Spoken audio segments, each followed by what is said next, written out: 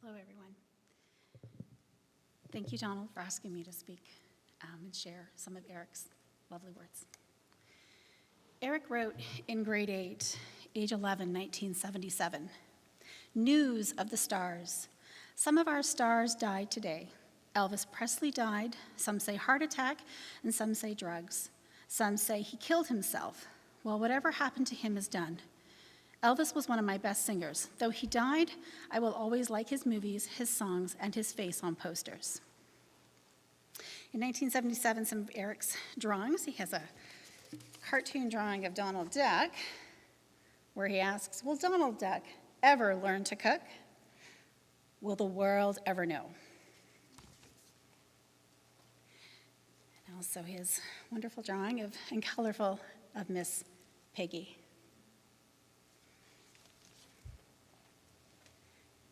In 1977, he also drew a lovely cartoon that says, "Sisters are mean, but they still love you."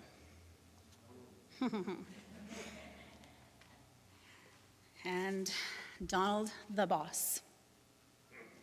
In 1980, Erik is 14, and he wrote a card to his mom in the hospital. "Hi, Mom, I love you. I hope your operation is complete. I hope nothing happens to you like not walking or legs. Hope you are not bored.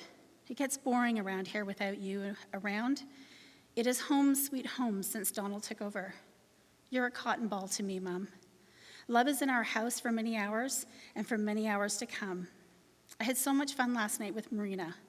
We laughed a lot and I had lots of fun. Hope you're happy, not sad. You are a beautiful ball with many colors. Marina played masterpiece with me. Of course, I won. I hope to see your skin without the bandages on. I hope you get well very soon. I love you, Mummy." He has a full page drawing here of Marina and a full page drawing of Donald.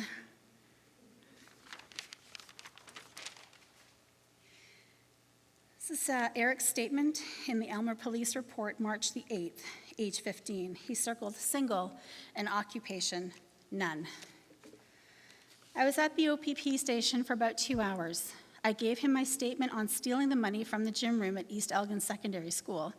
We went home to get my stuff to move to the next house. At 7:55, I had buzzed nurse. She'll give me a turkey sandwich as soon as she can because I don't have supper. She gave me 2 ginger ales. That should last me a few hours," she said. In 1982, Erik wrote diaries at the age of 15 while he was in the St. Thomas General Hospital after his suicide attempt. Page 1 of the diary, March 9th. "My feeling about what's happening. I feel it had to happen. Things would have gone worse as time went on. I feel I need to be alone for a while, out of the family situation, away from arguments and all that. I cried when Mom and Donald left for a while until I know I'm safe, and that it's okay. I didn't like the feeling of being wheeled in and out of elevators and down the halls. Sitting in a wheelchair beside an old person in the elevator gave me a chill." Page 2 of the diary. "A nurse had to tell me what a bowel movement is at 7:36. Page 5 of the diary. "I listed people I don't want to see. Elder, my father, Daniel D'Haene, therapists, social workers from Ontario Hospital." Page 12 from the diary.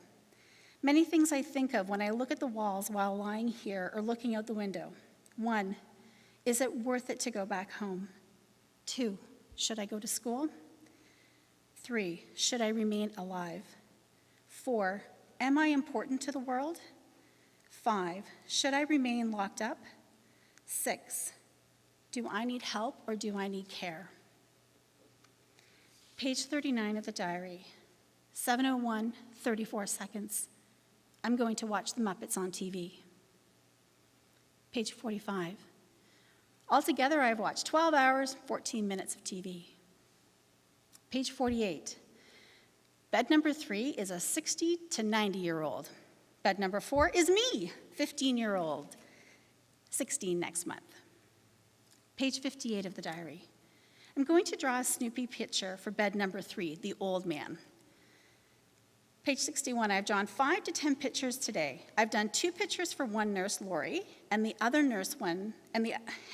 one for Connie. I met another nurse who would like me to draw her, Nurse Jackie.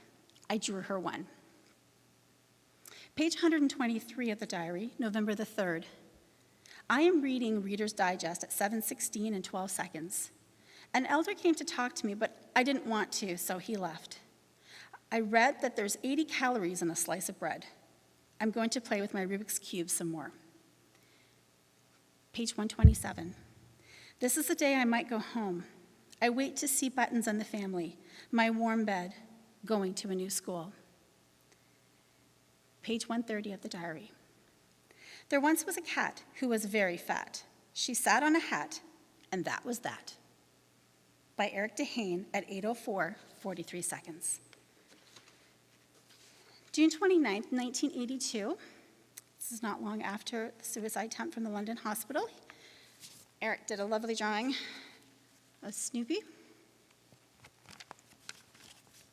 Dear Mom, I'm feeling very good.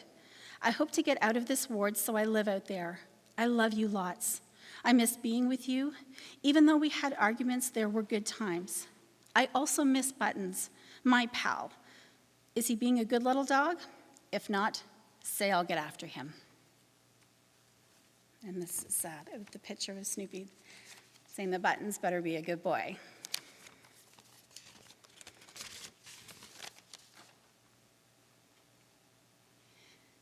On August 10th, 1982, a letter written from the London Psychiatric Hospital. Erik is 16. Dear Mom, hi Mom, how's life? Cool, eh? I miss you already. I can't believe this place is driving me crazy. I hate it here. Well, I always make the best of things. Love, Erik. P.S. Here's a poem I wrote. LPH. LPH is the place where you're in a rat race. No place to turn, your brain starts to burn, there's no help. You run around like a helpless whelp, trapped in a shell, living through hell, stuck in a hole filled with fire and coal. People yelling, people keep telling, you're in trouble, you'll break like a bubble. You better stop and should. I want to get out.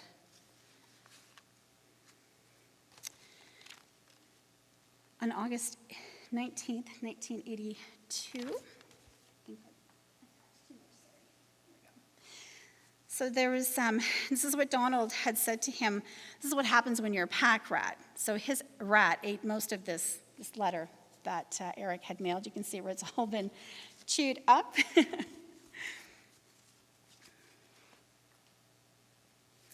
August 24th, 1982.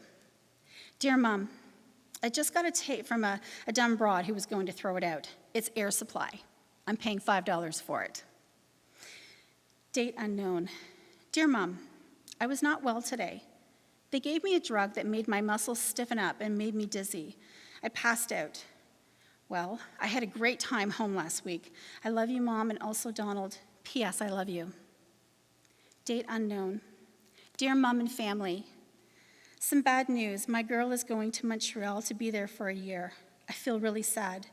But maybe when I'm on a day pass, I'll meet another girl. February 26, 1984. Dear Mom, I'm going to get out of here one of these days, but no date has been set. I'm in the worst ward in the hospital.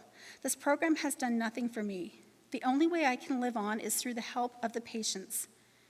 Well, I seem to always come back. I don't blame if you are not proud of me.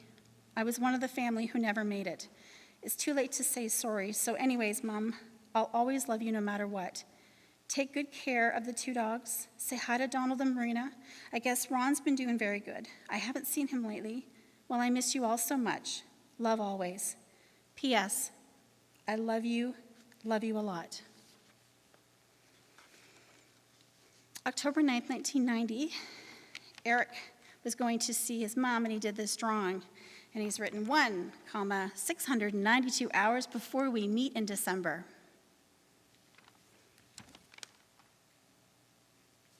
October 6, 1990. I got a needle 3rd of October. They also gave me 2 daily pills plus Valium to calm me down. Reason is I can't sleep, and insomnia might be due to my bad headaches. I hope so because it hurts sometimes to the point of crying out loud. Hey, Mom? October the 11th, 1990. Dear Mummy, I think of your face every day and long to hug you and kiss you. How's Ron, Donald, Marina, and my nieces, plus your lovers? 1990. So this really lovely card that Erik wrote, and he's got all these little hearts cut out with some really lovely notes. Keep smiling, thinking of you all. Hug ya, squeeze and kisses. Thinking of you. I love Mom, I love Marina, I love Donald, I love Ron, I love life.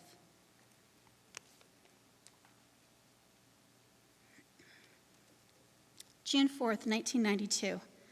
I'm feeling good with the medication. The hallucinations and voices are now gone. The only thing left to cure is my bad dreams at night. June 6, 1992. The doctor said I'll be out soon. Good, eh? I think all of the family, and I'm glad they're not in my shoes. I suffer a lot. October 10th, 1992. Donald, I'm sorry I haven't written much. All I can offer you is my prayers and love. Till I win the Lotto 649, eh?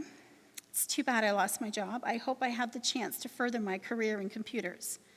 That's if I don't go to jail. I don't think I could handle being in jail again. The other times I come out effed me up and hard to be hospitalized. It's hell. I wouldn't want anyone else to go through that. April the 21st, 1993, it's Erik's 27th birthday. My family. Today, I spent time in my mind asking myself what I need for my birthday. What I really need is for someone to hold me and say everything is all right. And just 3 words. I care and love you. People always advise me to accept life, forgive and forget. I can't do that and never will. I'm looking for something I'll never find. I'm sick for life. I'm stuck. I can't survive in the past, and I don't believe in tomorrow. I believe in today. My desire is to live in dreams I know will never come true. I often feel I don't belong. I'm okay, or am I crazy? November 21, 1993, Erik is just out of the hospital, and he's happy to see his cat Silver, but not feeling orientated. Things are not all right, and no longer I see things normal. I want to sleep. But will I see tomorrow? December 2nd, 1993. Mom, on the 10th of this month is my psychiatric assessment. My nerves are bad, but I've stayed a good boy. I'm sad when I have to remember bad times. I've recovered from the poisoning. I'm glad I lost the 50 pounds, and now it's been 10 months I haven't touched drugs or alcohol. December 9th, 1993. Mommy, things haven't changed much at this point in my life. Jehovah has blessed my life because tomorrow I may be admitted and possibly committed. There's 5 tons of snow on the ground. To get to my reevaluation, I'll probably go by tank. I still shed blood tears from past traumas. P.S. 1 million hugs, 3,000 kisses, and a handshake too. December 12th, 1993. The meeting is postponed. This increase is no good. I often feel I'm dying slowly. I'm hardly ever awake. It's still Monday. Mom, if this is not hell and the past was not hell, then what's to come of all this pain? Where is this Jehovah and why isn't he helping me? 1995, prose at 29. Daylight. Finally, I was free of the turmoil and abuse and wanted to renew my life, to get to know my needs, myself, and desires and hopes, and also passions and dreams. Moonride. I sat gazing at farmers in a field, and a cry of a new baby in nature hummed through the air. It was a normal day where all was calm and remained the same since I could remember. I wondered where my life was headed and where my heart and soul were going to belong and where my future lied. As the tears began to fall, I laid down in the bristle grass and wished to sleep and find myself in a new place and time, but awoke with a stranger's hand upon my shoulder, a person I came to know and dislike, my father. Everyone deserves a chance at the top. Looking at another one's life, knowing you deserve the same, or wishing on things that can't be possible.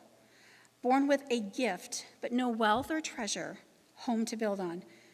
Being raised with parents you wish could have been replaced with less abusive ones. Knowing you should be somewhere else than your present situation. Standing still. There were days I cried alone, myself to sleep. Things others found no value in what I would keep. My loved ones were no longer in sight. I would sit by my window and look out each night. I would think of what in life there was left for me to do. All the people said things, many bad, but oh so true. I spent my days holding the young and old, sharing all the wisdom I was told. So now I lay it all to rest. I've done what I could. I did my best. So much more time left to kill, awaiting death and standing still. By Erik D'Haene. Summer of 1996.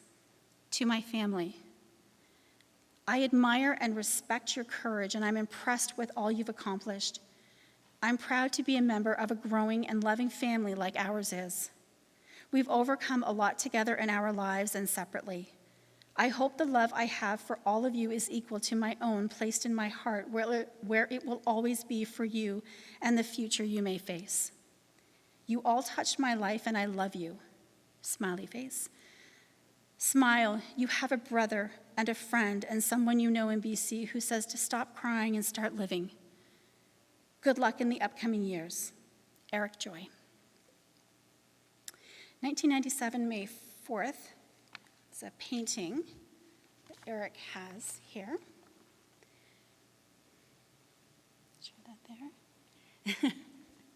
Where he's like, I'll always be there. I will care forever.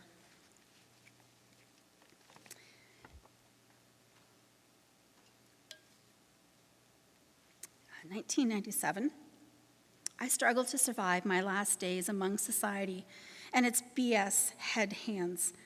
I hang in with all I am and do what I can. Thanks for your warm thoughts and prayers. I love you, Mom, and stay the same to all who care. Sincerely, Erik D'Haene. So we have a letter that Erik had sent as well. And he's got some cartoons with going to all your siblings.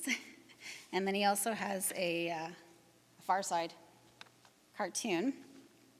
The Far Side cartoon, you wanted me to read that. As Harriet turned the page, a scream escaped from her lips. There was Donald, his strange disappearance, no longer a mystery.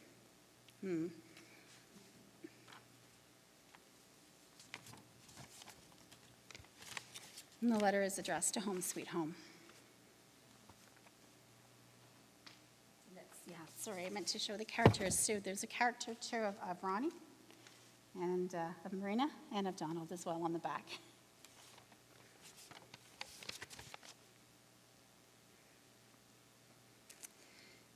This one, Erik was a very talented drawer. He's got a full cartoon page. And he writes, please write my real name from now on, Erik D'Haene.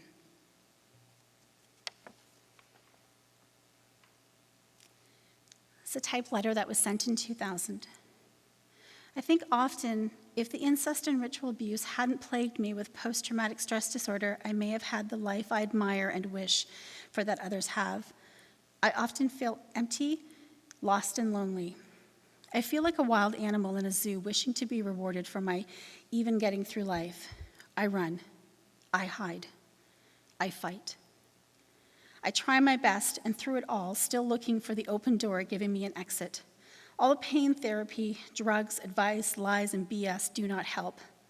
Love will and can heal, but in a cold world such as this, it's found but quickly lost.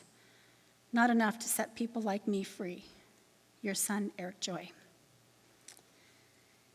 And this is the last drawing that Erik sent, that he drew of a young Elvis.